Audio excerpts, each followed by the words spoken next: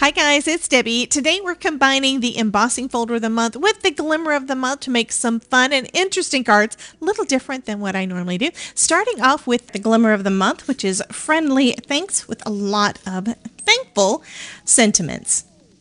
One of my favorite things to put on cards is hot foil, and I absolutely love my glimmer system. Makes it so easy to get really good foiling done. I've tried it with another system, had trouble. I always love using this one, and I don't think I'll ever go back to the other. So basically all you do for this is you put your glimmer plates down on your platform, get them nice and hot. You put your foil down with the shiny side facing the glimmer plates, and then you have the adhesive part, that is the gray part, touching your cardstock. And look at all of these fun results that I got just from a few minutes using my glimmer system.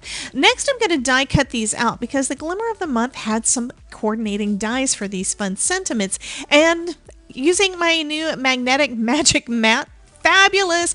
It stays perfectly in place when I am running that through. This is really the way that I'm going to be using my magnetic magic mat going forward, because I want to make it last as long as possible. And I do have my regular magic mat that works for everything else.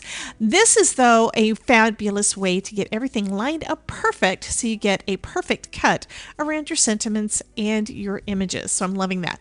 Anyway, I did several of these panels and cut everything out. Now I'm going to use the embossing folder of the month. This is Autumn Chevron. I mentioned that this was going to be a little different than what I normally do, and that's mostly because of this embossing folder.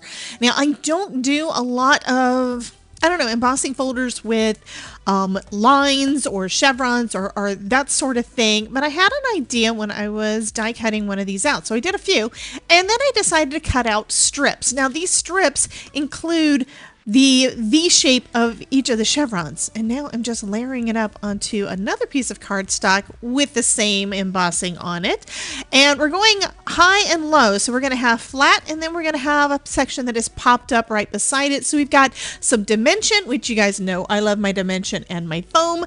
And we've got a variety of colors. So I chose a bunch of different fall colors. Well, 3, 4. Yeah. Anyway, that's what's going to be the background for my cards. So I'm just gluing everything together, and then I'm going to trim it down because, of course, nothing actually matched completely. I wound up with one of my panels being almost A2 size, so I've got that little white border, and then the other one is going to have a little bit more of that border, and I'm just going to be adding my sentiments down. Again, with that, because we've got the different layers, I'm having to add a little bit of foam behind parts of my sentiments to make them all level across the top. And I think these turned out super lovely. These would be perfect for anybody for fall, for one thing, but they're also good colors to use as masculine cards. We don't have a bunch of pinks or pastels or anything like that that tend to be more for, for ladies, but these would be great masculine cards just to say thanks.